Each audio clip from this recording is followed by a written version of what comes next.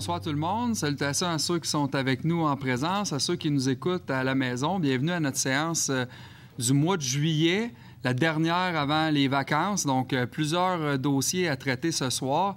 Et d'entrée de jeu, on veut vous présenter le rapport financier de l'année 2024 qu'on vient tout juste de recevoir. Alors, je crois que vous pourrez le voir à l'écran pour ceux qui nous écoutent à la maison. Puis sinon, pour ceux qui sont avec moi, je vais défiler le rapport page par page pour vous présenter les principaux faits saillants. Alors, si on va à la page 3, vous allez voir que l'année 2024 a été remplie de projets, mais qu'on termine l'année 2024 sur le plan budgétaire avec un surplus de 6,9 millions, un surplus non consolidé, qui s'explique en grande partie, si on va à la page 5, par des revenus qui ont dépassé les budgets anticipés, principalement au niveau des taxes de mutation, les droits de mutation. Lorsqu'il y a des ventes de maisons, on a des droits de mutation qui reviennent à la Ville, ainsi que les nouvelles taxes qui viennent avec la construction. Donc, ça a été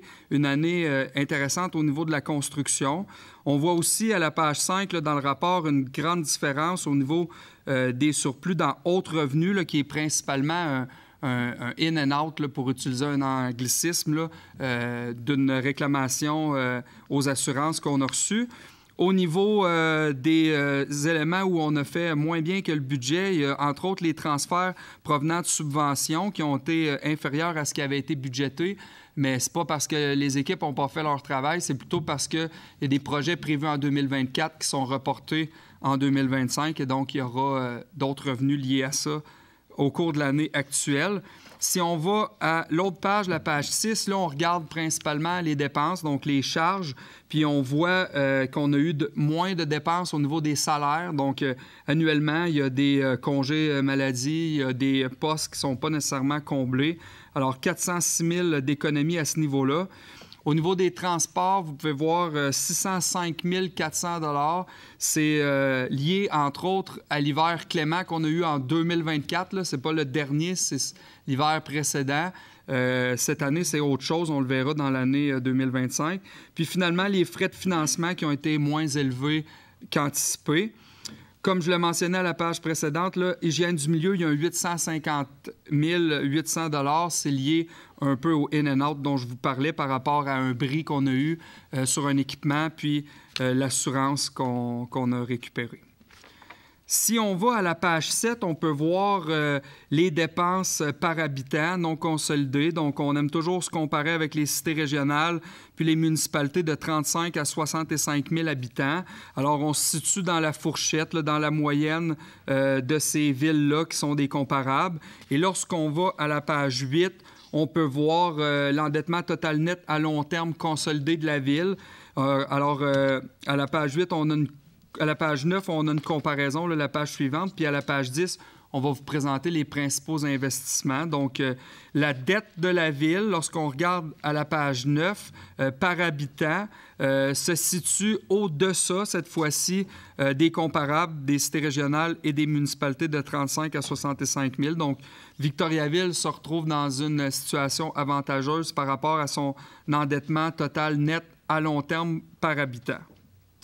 Si on va à la page 10, bien, vous pouvez voir c'est quoi justement les principaux investissements que la Ville a fait en 2024. Alors, on voit des rues, là, la rue Piché qui a été reconstruite totalement, la mise à niveau du centre communautaire d'Arthabasca, on se souviendra, qui a été inauguré en 2024, le pavage des rues qui représente quand même un bon montant et ainsi de suite, là, jusqu'à l'acquisition du 33 rue Notre-Dame-Est où on retrouve des services administratifs au centre-ville.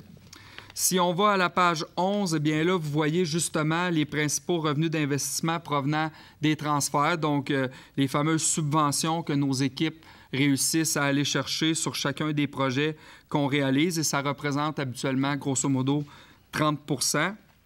Et c'est à la page 12 que là, on voit le montant dont je vous faisais mention, donc un excédent de l'exercice non consolidé de 6 926 000 $. Sachez que ce montant-là, qui est un surplus, on a toujours cette volonté-là comme conseil de ne pas taxer pour des sommes qu'on n'a pas de besoin.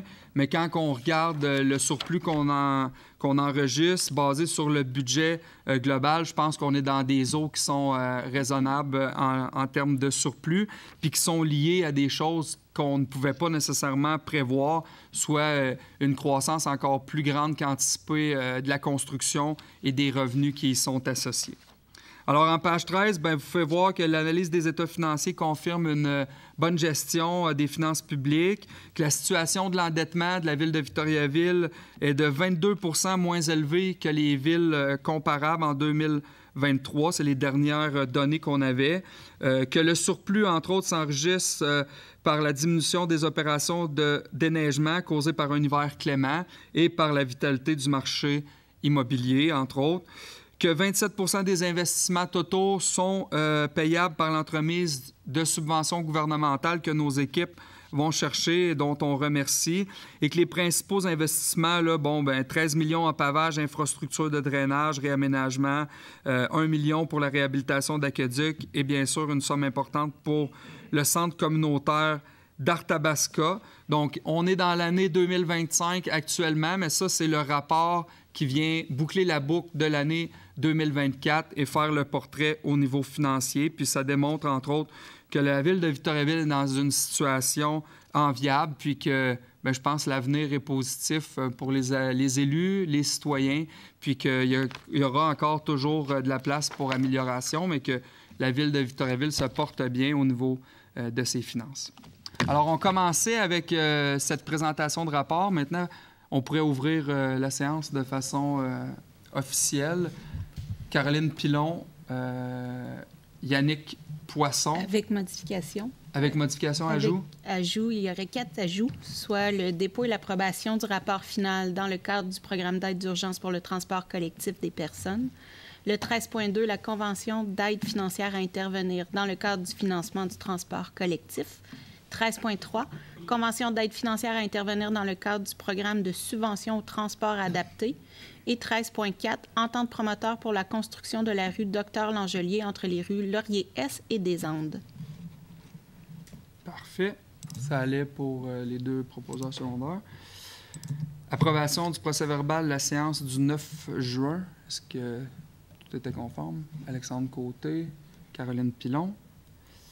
Avis d'intention relatif au programme complémentaire au programme visant à stimuler le développement de certaines initiatives publiques et privées en matière d'habitation. Il s'agit de signifier à la Société d'habitation du Québec l'intention d'adopter par règlement un programme complémentaire à son programme visant à stimuler le développement et la concertation d'initiatives publiques et privées en matière d'habitation. Parfait. Ça allait pour tout le monde. Patrick Paulin, James Casey. Déclaration concernant la liberté intellectuelle en bibliothèque publique. Donc, il s'agit d'une demande de l'Association des bibliothèques publiques du Québec et Bibliothèques et Archives nationales du Québec, appuyée également par Réseau Biblio du Québec, qui invite les municipalités à adopter la motion pour la liberté intellectuelle en bibliothèque publique, afin de garantir un accès au savoir et à la culture à la population québécoise. Donc, par cette résolution, la Ville de Victoriaville reconnaît officiellement les bibliothèques publiques comme des lieux reflétant la diversité des points de vue, l'expertise du personnel des bibliothèques publiques pour gérer la sélection et la diffusion des collections, et enfin la nécessité de soutenir et d'appuyer le personnel des bibliothèques publiques dans le choix des œuvres composant leur collection et de ne pas céder à la pression de censure et de demande de retrait qui pourrait cibler ces institutions. Marc Morin, Michael Provencher. Demande de bonification de l'offre de services ferroviaires sur le corridor Montréal-Québec avec Via Rail. Il s'agit de demander au gouvernement fédéral, à Via Rail ainsi qu'aux partis d'opposition de s'engager publiquement à bonifier l'offre de services ferroviaires dans le corridor Montréal-Québec. Parfait. Caroline Pilon, Patrick Paulin. Adoption du rapport d'activité 2024 présenté au ministère de la Sécurité publique. Il s'agit d'approuver le rapport d'activité 2024 de M. Patrick Davidson à être présenté au ministère de la Sécurité publique dans le cadre du schéma de couverture de risque de la MRC d'Arthabasca. Michael Provencher, Chantal Moreau. Adoption du rapport, dépôt du rapport portant sur l'application du règlement sur la gestion contractuelle. Il s'agit d'une obligation annuelle imposée par la loi dans laquelle nous devons décrire nos activités en gestion contractuelle et les modifications intervenues. Parfait. Dépôt des rapports financiers consolidés du vérificateur externe de la trésorerie. On en a fait l'explication au début. Ça va pour ça. Demande d'aide financière à être formulée auprès du ministère des Transports et de la Mobilité durable en vue des travaux sur la rue Dumas. Il s'agit d'autoriser la présentation de la demande d'aide financière au ministère dans le cadre du programme d'aide financière du Fonds de la sécurité routière pour une somme de 139 170,83 pour des travaux sur la rue Dumas. Chantal Moreau, Michael Provencher. Demande d'aide financière à être formulée pour la rue du Parc. Toujours dans le même programme d'aide financière, il s'agit de demander une aide financière au montant de 168 135,29 pour cette fois-ci des travaux de la rue du Parc et de confirmer l'engagement de la ville de Victoriaville de respecter les modalités d'application en vigueur et de permettre à M. Antoine Gagnon, chargé de projet en génie, de signer tout document à cet effet. Parfait. Caroline Pilon, Yannick Poisson. Demande d'aide financière à être formulée pour la rue Perrault. Toujours dans le cadre du même programme d'aide financière, il s'agit de la présentation de l'aide financière pour la rue Perrault pour une somme de 309 325,90 et de confirmer encore une fois l'engagement de la Ville à respecter les modalités et d'autoriser M. Antoine Gagnon à signer tout document à cet effet. Chantal Moreau, James Casey. Liste des comptes pour le mois de juin totalisant 25 166 119 $. Est-ce que c'était correct pour tout le monde? Alexandre Côté, Yannick Poisson. Modification de la liste des dépenses qualifiant d'imprévisibles. Il s'agit d'ajouter à la liste des dépenses se qualifiant d'imprévisibles les dépenses qui doivent être versées à l'Office municipal d'habitation selon la loi sur la Société d'habitation du Québec. Parfait. Marc Morin, Michael Provencher. Autorisation d'effectuer, d'affecter ou de libérer des dépenses à être financées par les activités de fonctionnement, l'excédent de fonctionnement, les revenus de transfert et les emprunts de la municipalité. Il s'agit de reconnaître, d'autoriser un ajustement administratif pour couvrir le manque à gagner pour la décarbonisation de l'hôtel de ville, du poste de pompier et de l'usine d'eau potable Amel, et également de faire un ajustement administratif en changeant la source de financement pour la piscine Édouard Dubord. Caroline Pilon, Alexandre Côté. Adoption d'une résolution afin d'affecter une partie de l'excédent de fonctionnement en vue de pourvoir à diverses dépenses. Il s'agit de réserver une somme de 2 millions de dollars, soit 1 million pour les projets OPQI et 1 million pour Taxibus Victoriaville. James Casey, Marc Morin. Utilisation du fonds généré par la redevance sur la coupe d'arbres lors de projets de construction. Il s'agit d'utiliser les sommes versées au fonds pour 5 postes budgétaires, notamment le programme incitatif pour les ICI, les subventions pour les particuliers et entreprises pour les programmes rénovation d'arbres, l'achat d'arbres et tout autre frais afférents. Caroline Pilon, Patrick Paulin. Approbation des états financiers de l'Office d'habitation Centre du Québec. D'approuver les états financiers pour l'année 2023 tels que préparés. Michael Provencher, Chantal Moreau. Approbation des prévisions budgétaires de l'Office d'habitation Centre du Québec pour 2025.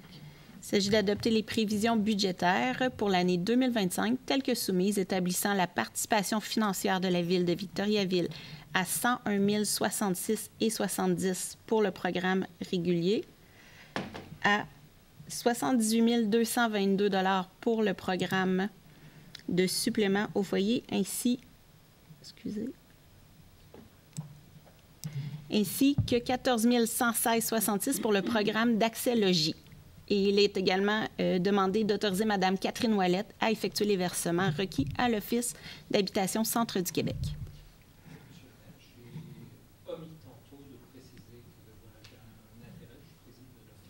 Il faudrait peut-être le noter quelque part. C'est bon. Yannick Poisson, Alexandre Côté. Versement d'une aide financière et d'une avance à la Légion royale canadienne. Il s'agit de verser à la Légion royale canadienne, filiale 86 Arthabasca, un montant de 30 000 qui se détaille comme suit. Une aide financière non remboursable de 5 000 une avance de fonds de 25 000 consentie à titre de prêt sans intérêt, remboursable dans un délai maximal de 12 mois suivant la date de son octroi. Alexandre Côté, Yannick Poisson. Demande d'admissibilité à la reconnaissance municipale pour l'organisme Club de football Vicas. Il s'agit de que soit admis à la reconnaissance le Club de football Vicas Victoriaville Inc. dans la catégorie organisme de sport jeunesse pour la partie de ses services et de ses activités réalisées à Victoriaville ou destinées principalement à sa clientèle de Victoriaville. Son admissibilité est valide aussi longtemps que l'organisme remplit les critères et les obligations de la politique d'admissibilité. Parfait. Chantal Moreau, Michael Provencher. Changement du statut d'admissibilité au soutien municipal pour l'organisme Club de badminton des Bois-Francs.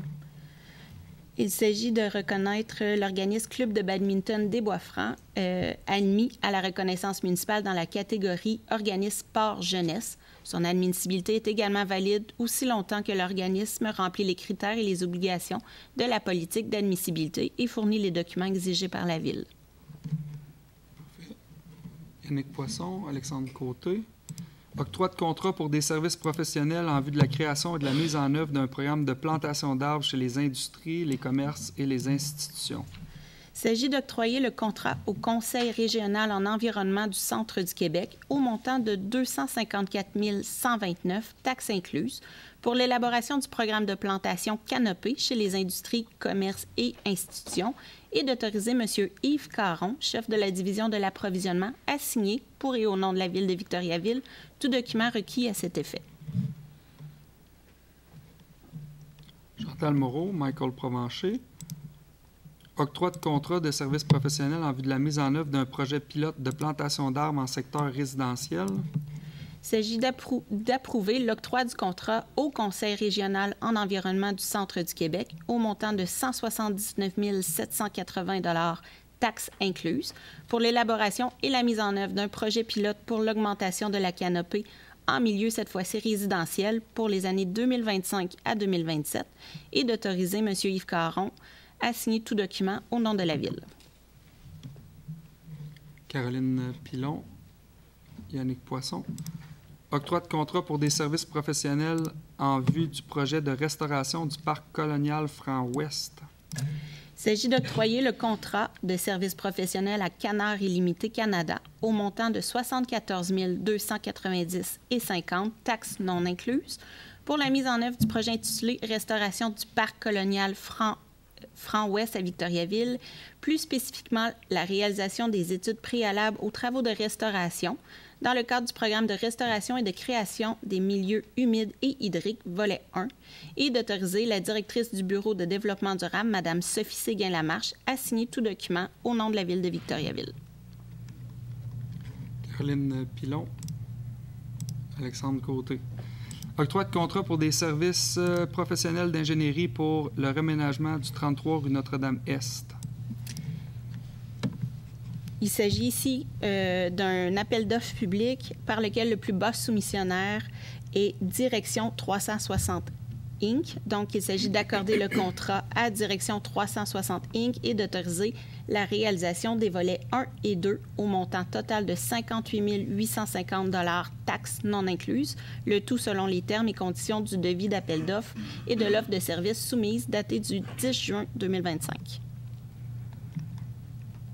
James Casey, Michael Provencher. Octroi de contrat pour des services d'architecture pour le 33 rue Notre-Dame-Est.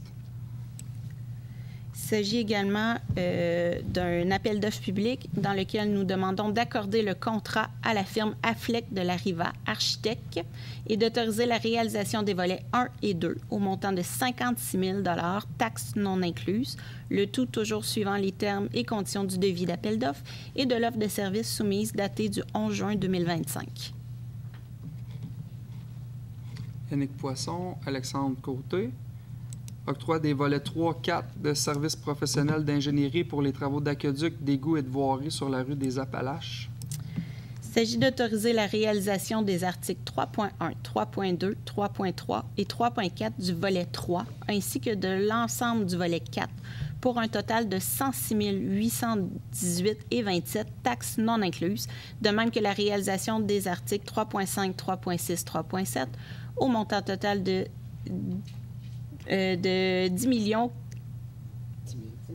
413, taxes non incluses, ceux-ci conditionnels à l'approbation par le ministère des Affaires municipales et de l'Habitation du règlement d'emprunt numéro 1607-2025 et suivant les termes et conditions du devis d'appel d'offres et de la soumission soumise. Michael Provencher, James Casey.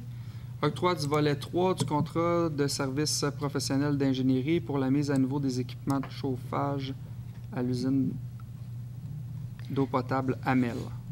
Donc, il s'agit d'autoriser la réalisation du volet 3 du contrat de service professionnel d'ingénierie accordé à la firme Cima Plus en vue des travaux de mise à niveau des équipements de chauffage à l'usine d'eau potable Amel, le tout selon les termes et conditions du devis d'appel d'offres et de la soumission soumise datée du 12 avril 2024. Yannick Poisson, Alexandre Côté.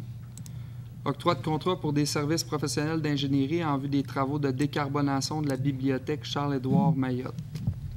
Donc, il s'agit d'autoriser la réalisation d'un contrat de gré à gré par la firme WSP Canada Inc. au montant de 93 200 $ taxes non incluses pour des services professionnels d'ingénierie en vue des travaux de décarbonisation de la bibliothèque, le tout selon les termes et conditions de l'offre de services soumise datée du 9 juin 2025. Marc Morin, Chantal Moreau. Modification de l'octroi du contrat pour les services professionnels d'ingénierie pour les équipements électriques et de chauffage à l'aéroport régional André Fortin. Donc, il s'agit d'une modification à une résolution qui date du 5 mai 2025 qui octroyait le contrat à la firme Cima Plus. Il s'agit de procéder à la résiliation du contrat avec Cima Plus et d'accepter la soumission de Pluritech Limité au montant de 127 000 $ taxes non incluses concernant les services professionnels d'ingénierie en vue des travaux de la mise à niveau des équipements électriques et de chauffage à l'aéroport régional André Fortin, le tout selon les termes et conditions du devis d'appel d'offres et de l'offre de services soumise. Patrick Paulin, Alexandre Côté. Contrat en vue des travaux de décarbonation du poste de pompier Fernand-Giguère et de l'hôtel de ville. Suivant un appel d'offres, il s'agit d'octroyer le contrat à Groupe Plombaction Inc. au montant de 424 126 taxes non incluses concernant les travaux de décarbonation du poste de pompier Fernand-Giguère et de l'hôtel de ville, le tout selon les termes et conditions du devis et de la soumission. Parfait. Michael Provencher, James Casey. Contrat en vue des travaux de décarbonation de l'usine d'eau potable Amel. Toujours suivant un appel d'offres public, il s'agit d'octroyer le contrat Construction Bernard Bélanger et Fils au montant de 4 999 500, taxes non incluses, concernant les travaux de décarbonisation de l'usine d'eau potable Amel, le tout selon les termes et conditions du devis d'appel d'offres et de la soumission soumise. Michael Provencher, Marc Morin. Contrat pour le démantèlement des 2 presses bûchées à l'usine d'épuration des eaux usées Achille Gagnon. Il s'agit d'un contrat suivant une demande de prix faite auprès de plusieurs fournisseurs. Il s'agit d'octroyer le contrat à Construction d'Éric Inc. au prix forfaitaire soumis de 119 040, taxes non incluses, le tout selon les termes et conditions du devis et de la soumission soumise. Caroline Pilon, Alexandre Côté. Contrat en vue des travaux de scellement de fissures sur diverses rues de la municipalité pour l'année 2025. Le tout fait suite à un appel d'offres public. Il s'agit d'octroyer le contrat à la compagnie Scellé Entretien routier au prix unitaire soumis pour un total de 72 036,75 $ taxes non incluses, le tout selon les termes et conditions du devis d'appel d'offres et de la soumission soumise. Parfait. James Casey, Chantal Moreau. Contrat en vue des travaux d'aqueduc, d'égouts et de voirie sur la rue des Appalaches.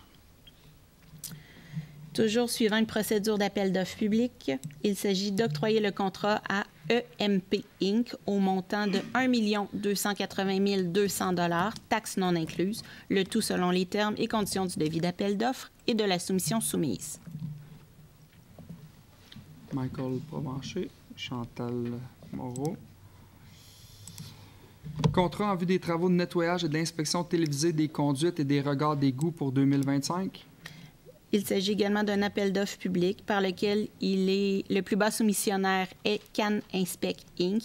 Donc, il s'agit de l'octroi de contrat au montant de 91 075,7 $, taxes non incluses, le tout selon les termes et conditions du devis d'appel d'offres et de la soumission soumise. Parfait.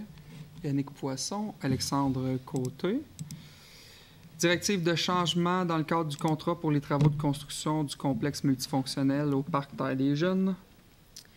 Suivant le contrat octroyé à la compagnie Groupe Gagné Construction Inc. en février 2025, il s'agit d'autoriser les modifications à être apportées par la directive de changement C01 concernant les raccordements et branchements pour la somme de 96 624,85 $, taxes non comprises, le tout selon les termes et conditions de la directive de changement soumise datée du 14 avril 2025. Parfait. Caroline Pilon, Alexandre Côté. Rémunération du personnel électoral pour l'élection générale de 2025.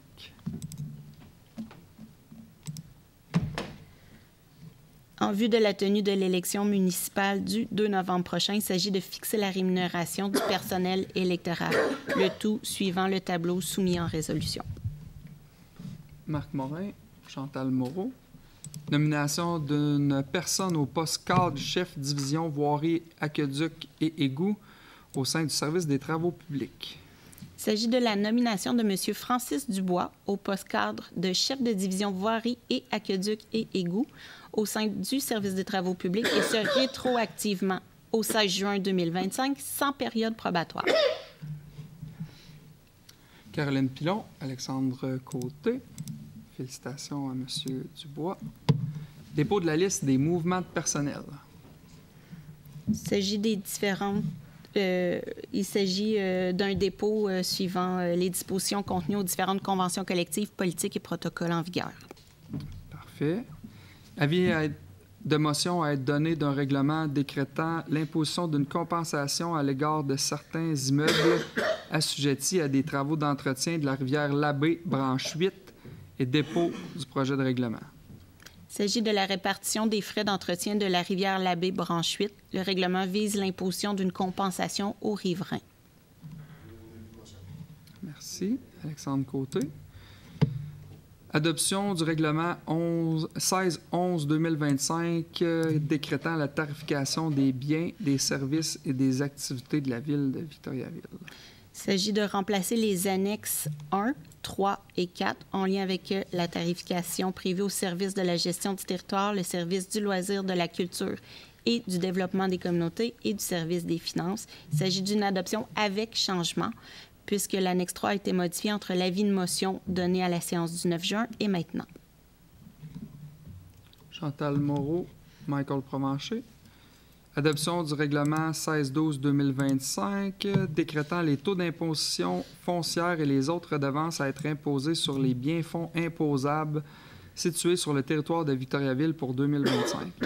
Ce règlement vise à retirer les terrains vacants de l'application de la taxe sur le coefficient d'occupation du sol et retirer les exceptions pour les permis de construction et de démolition. Yannick Poisson, Patrick Paulin. Adoption du règlement 1613-2025 modifiant plusieurs autres règlements.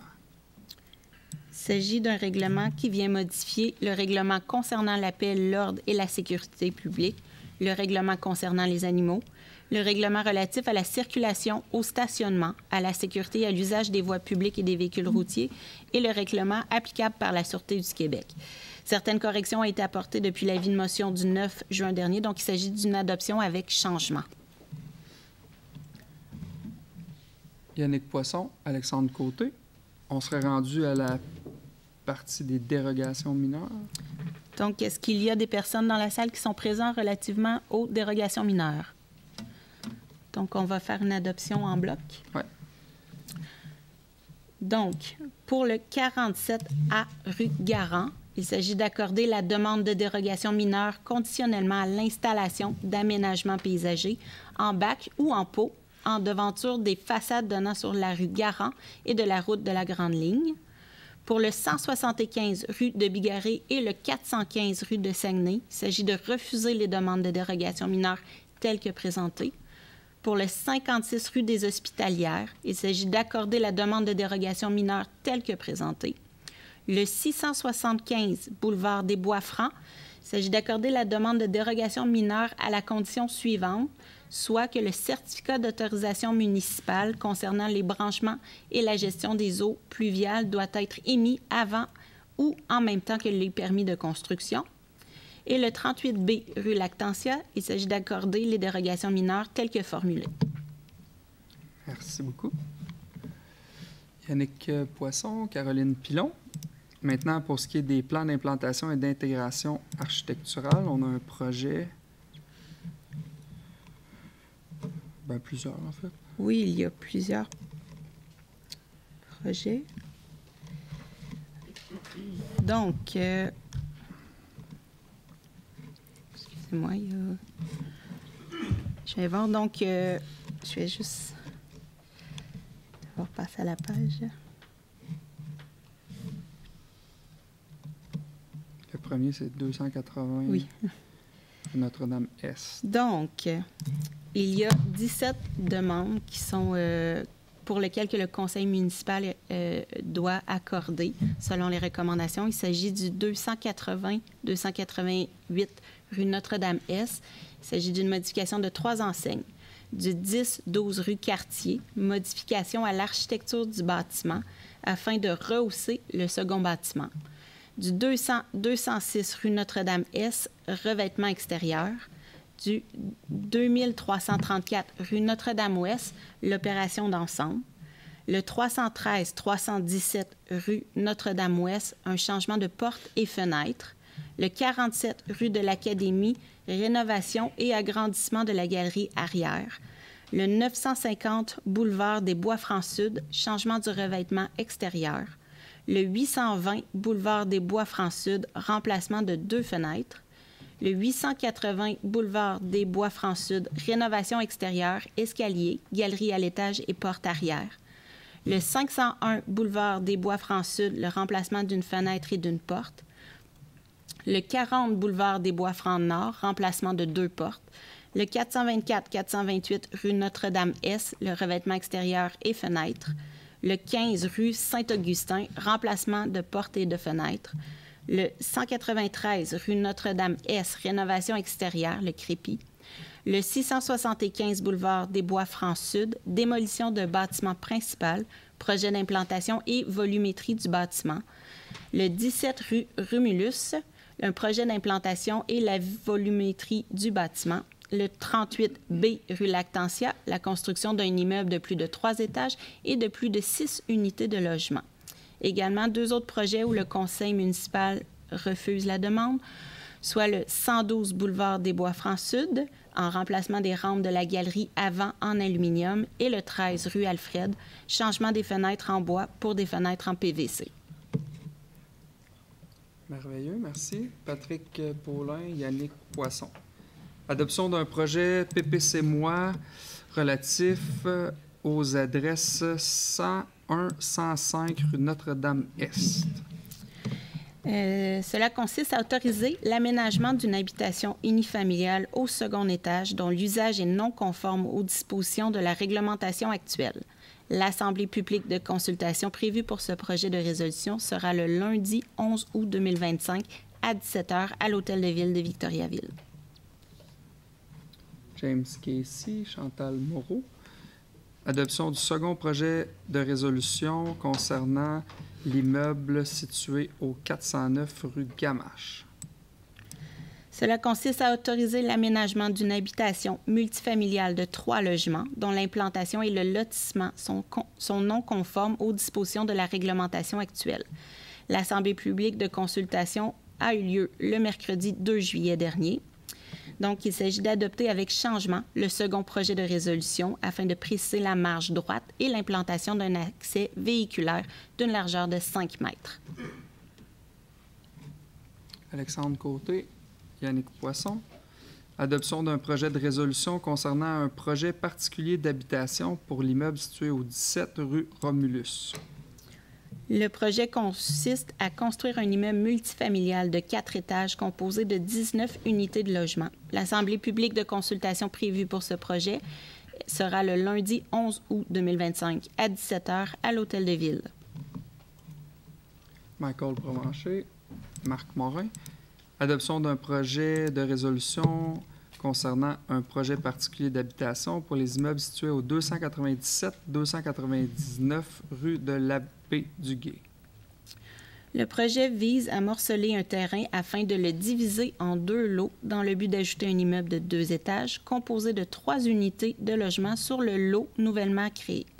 Encore une fois, l'Assemblée publique de consultation prévue pour ce projet de résolution sera le lundi 11 août à 17h à l'Hôtel de Ville. Yannick Poisson, Alexandre Côté. Désignation de la rue Skito. Donc, c'est la désignation d'une nouvelle rue au bout de la rue des Appalaches, attendu que le secteur a pour thématique de désigner des noms de sommets de montagne, attendu que la nouvelle rue est à proximité de l'ancienne station de ski, attendu que la station de ski, le Skito, est une petite installation de ski alpin active entre les années 70 et 80. Il s'agit d'approuver la recommandation du comité de toponymie de manière à attribuer le toponyme suivant, rue de Skito. Caroline Pilon. Michael Provencher, tiens. Fermeture de rue pour l'événement Rock la Cause. Il s'agit de décréter la fermeture des rues de l'Exposition, Béliveau et Saint-Jean-Baptiste entre la rue de Courval et le stationnement du pavillon Agrisport du jeudi 7 août 2025, 8 h au dimanche 10 août 2025, 8 h pour la tenue de cet événement. Je souhaite déclarer mon intérêt à ça. Je vais déclarer la même chose. Parfait. C'est noté. Michael Provencher, Chantal Moreau. Fermeture de rue en vue de la tenue d'une fête de voisins. Il s'agit de décréter la fermeture de la place de la Ronde le dimanche 10 août 2025 de 13 h à 18 h pour la tenue de l'événement. Alexandre Côté, Yannick Poisson. Demande de reconnaissance aux fins d'exemption de la taxe foncière pour l'immeuble situé au 78 rue Laurier-Ouest. Il s'agit de statuer que la Ville de Victoriaville s'en remet à la décision de la Commission municipale du Québec concernant la demande de reconnaissance aux fins d'exemption de la taxe foncière formulée par l'organisme Maison de thérapie Victoriaville-Arthabasca. Parfait. Michael Provencher, Marc Morin. Projet d'acte de cession en amphithéose à intervenir concernant une partie de l'immeuble situé au numéro 402, route de l'aéroport. Il s'agit d'approuver les termes de l'acte de cession en amphithéose à intervenir entre la Ville de Victoriaville et la compagnie 99-81 748 Canada Inc. Parfait. Yannick Poisson, Alexandre Côté. Projet d'acte de vente à intervenir concernant une partie de terrain située sur la rue de l'Entente. Il s'agit d'une résolution à l'effet que la Ville de Victoriaville accepte de vendre à Gestion immobilière LML Inc. une partie du lot numéro 2 950 333 du Cadastre du Québec aux conditions énoncées à l'acte préparé par Maître Audrey Laferrière, notaire. James Casey, Michael Provencher. Négociation de l'entente de développement du patrimoine avec le ministère de la Culture et des Communications. Il s'agit de désigner la MRC d'Arthabasca pour négocier au nom de la Ville de Victoriaville une entente de développement du patrimoine avec le ministère de la Culture et des Communications et de désigner Mélanie Pinard, conseillère en architecture et patrimoine à titre de représentante de la Ville auprès de la MRC. Cette entente vise également à déterminer de façon préliminaire la contribution financière de la Ville, à savoir 40 % Ville et 60 % le ministère. Caroline Pilon, Alexandre Côté. Entente à intervenir concernant le prolongement de la rue Patrice et autorisation de dépenses. Il s'agit d'approuver l'entente décrétant l'exécution des travaux requis pour le prolongement de la rue Patrice aux conditions énoncées à la dite entente, le tout conditionnellement à la fourniture des documents requis prévus au règlement numéro 1044-2013 et d'autoriser la dépense estimée au montant de 245 000 $, taxes nettes incluses. Yannick Poisson, Alexandre Côté. Dépôt et approbation du rapport final dans le cadre du programme d'aide d'urgence pour le transport collectif des personnes. Il s'agit d'approuver le rapport final transmis dans le cadre d'une demande d'aide financière en vertu du programme d'aide d'urgence au transport collectif des personnes. Parfait. Convention d'aide financière à intervenir dans le cadre du... Un vote? Ça prend un proposeur? Oui. Ah, c'est un dépôt. Oui, c'est un dépôt, pardon. Correct? Oui. Convention d'aide financière à intervenir dans le cadre du financement du transport collectif. Il s'agit d'approuver la convention d'aide financière à intervenir avec le ministère des Transports et de la Mobilité durable pour le financement du transport collectif et autoriser M. Jean Demers, directeur du service de la gestion du territoire, et Pierre-Olivier Morissette, chef de division, à signer tout document à cet effet. Parfait. Chantal Moreau. Michael Provencher. Convention d'aide financière à intervenir dans le cadre du programme de subvention au transport adapté. Il s'agit d'approuver la convention d'aide financière entre la Ville de Victoriaville et le ministère des Transports et de la Mobilité durable dans le cadre du programme d'aide au transport adapté, volet 1. Il s'agit également d'autoriser Jean Demers et Pierre-Olivier Morissette à signer la dite convention. Parfait. James Casey, Chantal Moreau. Est-ce qu'il y avait d'autres points qu'on avait ajoutés aux affaires nouvelles? Entente à intervenir concernant la construction de la rue du Docteur Langelier, autorisation de dépenses. Parfait. Donc, il s'agit d'approuver l'entente à intervenir décrétant l'exécution des travaux requis pour la construction de la rue du Docteur Langelier aux conditions énoncées à la dite entente et d'autoriser le paiement pour le bouclage d'aqueduc de la somme de 84 725, taxes nettes incluses. Michael Provencher, Chantal Moreau. Les autres points, c'était le dernier? Nous serions à l'intervention des membres. OK, good. Y avait-tu des interventions des membres du conseil ce soir? On le fait. Ça va? Oui. Période de questions? Période de questions. Monsieur le maire, Ah ouais, James, j'avais pas vu ce que... permettez. Ben oui, pas de problème. Je voyais quartier en spectacle. Ouais. Puis, je vous invite tout le monde à y aller parce que c'est très bien organisé par les gens de la ville, entre autres. Vraiment, pour les enfants, les familles.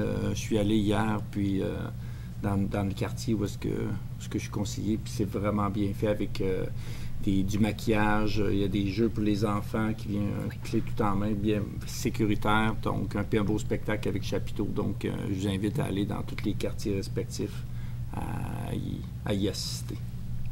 Merveilleux. Belle intervention. Donc, il y a 10 spectacles dans 10 parcs. Donc, ça se promène un peu partout en ville. Regardez sur le site Internet pour voir les prochains, mais... Ah, Le 13. chaque conseiller peut faire la promotion de son quartier. Il y en a un dans chaque quartier. Sainte-Famille samedi. Voilà, nous le 13. Good. Merveilleux. Serions rendus à la période de questions? Donc, pour assurer le bon déroulement des échanges et permettre au plus grand nombre de s'exprimer, voici quelques rappels des consignes à respecter. Si vous souhaitez poser une question, merci d'attendre l'appel de votre nom avant de vous présenter au micro. Lorsque vous êtes appelé, vous devrez poser votre question de façon claire et concise, puisque la durée de votre intervention est de 3 minutes maximum. À noter que la période de questions dans son ensemble dure 45 minutes. Enfin, nous rappelons que le vouvoiement est nécessaire, le ton doit être courtois et que le langage employé doit être approprié afin que les discussions se déroulent dans un climat d'échange respectueux. Merci de votre collaboration. Donc, D'habitude, on y va avec les gens du public qui sont là, qui se sont déplacés. On prendra les questions en ligne après. Pierre Poudrier.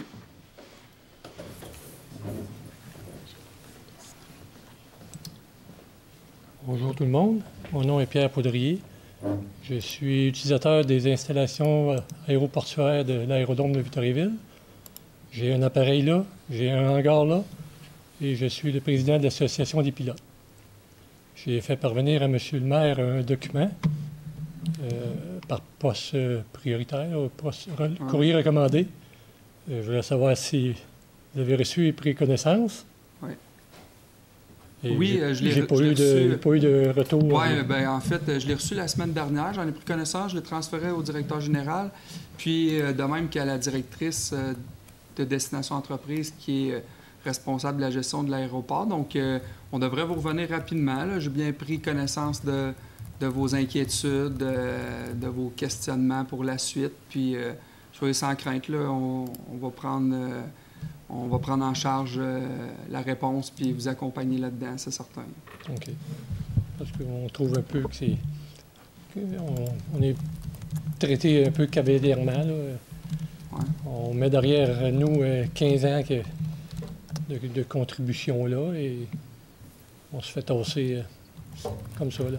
Bien, en fait, pour mettre les gens en contexte, c'est que, bon, il y a des hangars de toile actuellement à l'aéroport. L'aéroport, dans sa planification pour l'avenir, voit s'implanter sur ce site-là, entre autres, des hangars permanents. Donc, il y a un travail qui se fait avec vous pour voir où vous pourriez être relocalisé. Je comprends que ça crée des inconvénients, puis ça change un peu les pratiques qui étaient en place depuis 15 ans, comme vous le mentionnez. Cela étant dit, nous, on croit qu'il y a possibilité de répondre aux besoins grandissants de l'aéroport suite à de belles annonces qu'on a eues qui viennent amener son lot de diversification économique pour notre région puis de développement de notre aéroport tout en respectant les utilisateurs actuels. Là. Donc, on va travailler au meilleur de nos capacités là, pour trouver des voies de passage puis un emplacement qui sera convenable pour vous. Là. Soyez sans crainte. OK. C'est pas un plan fermé Non, tu sais, je veux dire, on travaille avec... Ce qu'on nous a présenté, c'était ça, puis c'est fini. Bien, c'est sûr qu'il va y avoir des changements parce que, tu sais, sinon, ce serait le statu quo, puis c'est pas vers quoi on s'en va. Mais dans cette transition-là, j'ai lu dans votre lettre des pistes d'amélioration potentielles qui vont très certainement être prises en considération. Puis même, la relocalisation, le site où on regarde pour relocaliser, est-ce qu'il pourrait être aménagé autrement? Certainement. Là. Donc, c'est toutes des choses qu'on regarde, puis... qu'on va travailler de concert avec vous. OK. Bon, j'espère qu'on va être consulté puis Je comprends. Un peu plus concerté. Là. C'est noté. Parfait, merci. Merci. Donc, ce serait le tour de M. Philippe Abel. Oui, bonjour tout le monde. Je n'ai pas de questions. Moi, je suis juste venu porter un document. Dans le fond, c'est mes mémoires que j'ai écrit. Je sais que vous avez beaucoup de lectures, mais je suis venu porter mes mémoires par rapport au projet de privatisation du Mont Arthabasca.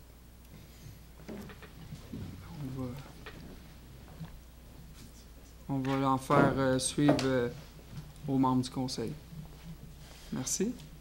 Et la dernière personne du public est Martin Latreille. Bonjour, M. le maire. Bonjour. En fait, je m'en viens déposer une pétition, moi, en fait, par rapport... je vais vous lire un peu le sujet de la pétition. Ouais. Là, la pétition pour la sécurité des enfants sur la rue Archambault à Victoriaville.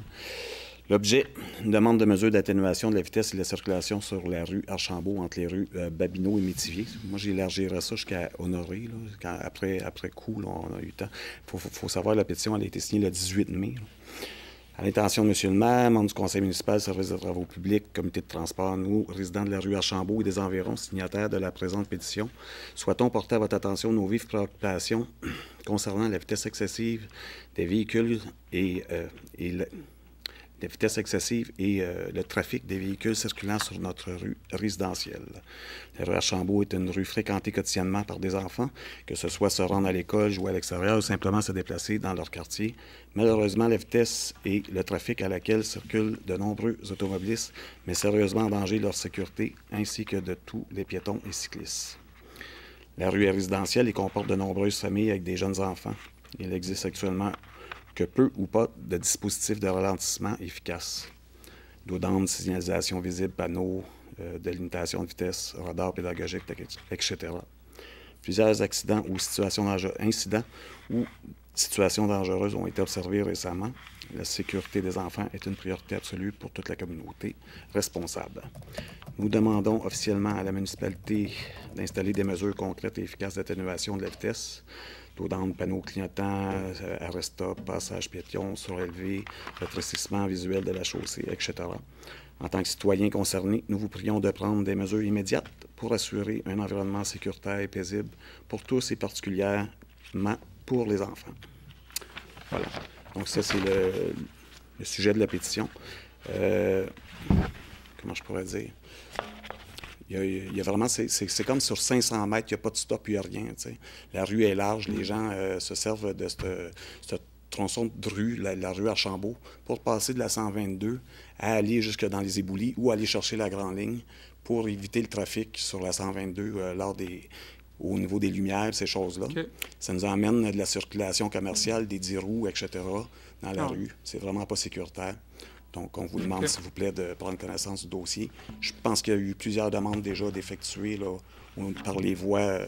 Ça a été envoyé au comité des transports. Là. Il mentionnait tout à l'heure qu'au mois de juin, ils ont regardé ce dossier-là spécifiquement. Bien, parfait. On va prendre la pétition, puis on va vous faire un suivi le plus rapidement possible. Là. Je pense que mon collègue Alexandre Côté, qui est le président du comité des transports, et Chantal, qui est membre aussi, mentionnait que lors de leur dernière rencontre qui a eu lieu au mois de juin, il a été question là, de cette pétition-là. Il a été question, je pense, de refaire un comptage prochainement. Bien, si vous voulez, il y a déjà eu plusieurs analyses qui ont été faites. Ces analyses-là, tant qu'à moi, ne reflètent pas là, la réalité dans le sens où la dernière qui a été faite, il n'y a plus toute la semaine, il n'y a plus tout le week-end à bord debout, il n'y a pas eu de circulation. Donc, c'est biaisé un peu comme analyse. Je pense qu'il faut déterminer le fait que sur à peu près 5 ou 6 maisons côte à côte, il y a déjà 10 enfants entre 5 et 6 ans, 7 ans, qui vont à l'école ensemble, qui là se retrouvent tout d'un coup à jouer dans la rue et passent d'un terrain à l'autre là, parce qu'ils se connaissent tous. Il y a 2 autres familles avec 3-4 enfants qui vont s'ajouter l'année prochaine. On va se retrouver avec 14-15 enfants à peu près dans 200 mètres de rue. Là, Alors, je pense que c'est plus... Moi, tu sais, si on a des suggestions, peut-être un arrêt-stop sur la rue à Honoré. Babineau, il y a une traverse de piétons qui va jusqu'à Comtois. Ça devient un 4 coins, en fait, avec la traverse de piétons. Puis il n'y a aucun stop, là. Ça prime. Les enfants sortent de là en vélo sans regarder. Parfait. Il y a des arrêts d'autobus le matin, même place. OK. Bien, c'est tout noté, puis on va vous revenir rapidement. Merci. Merci. Nous serions rendus à la question web. S'il y avait d'autres questions pour les gens dans la salle? Même si j'ai. OK, parfait. C'est ensemble. Super. Question en ligne, oui? Question en ligne. Donc, il s'agit d'une question de Sébastien Delisle qui s'interroge sur la planification des travaux de réfection en 2025, notamment pour certaines artères très fréquentées dont l'état est jugé préoccupant depuis plus d'1 an. Il propose d'envisager à court terme une couche d'asphalte superficielle pour améliorer la sécurité et le confort des usagers en attendant les travaux majeurs. Il mentionne les rues Jutra-Ouest, Thibault et Pidis et demande une clarification sur l'étendue des travaux prévus sur la rue Gamache. Il souhaite savoir si la Ville peut mettre en place une solution transitoire dès 2025 afin de répondre aux besoins pressants des citoyens. OK. Bien, merci.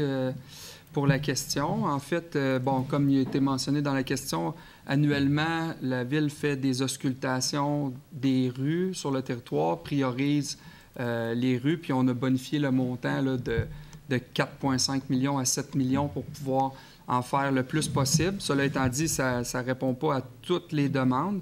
Je vois que sur les tracés qui sont identifiés, là, il y a des interventions qui sont prévues en 26, 27 pour la rue Jutras, en 26, 27, 30 pour la rue Thibault, 26 pour la rue Pidis, Gamache, 25, 26, 27. Je vais vérifier avec nos équipes par rapport à ce qui est mentionné, là, s'il y a quelque chose qui peut être fait en attendant. Puis on pourra faire un suivi avec le monsieur sans problème. Donc, cela semble compléter la période de questions.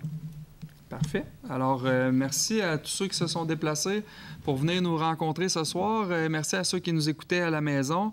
Pour ceux qui partent en vacances, je vous souhaite des belles vacances à l'extérieur. Pour ceux qui restent à Victo, il y a une panoplie d'activités gratuites. Vous pouvez suivre la page de la Ville de Victoriaville. On a des infrastructures de grande qualité, plein de choses à faire. Donc, gênez-vous pas pour rester dans le coin. Puis, je vous souhaite à tous un bel été. On va se retrouver la deuxième semaine du mois d'août pour notre séance du mois d'août. Ça va être le 11 août. Alors, bonsoir tout le monde. En même temps que les élections. Patrick Paulin.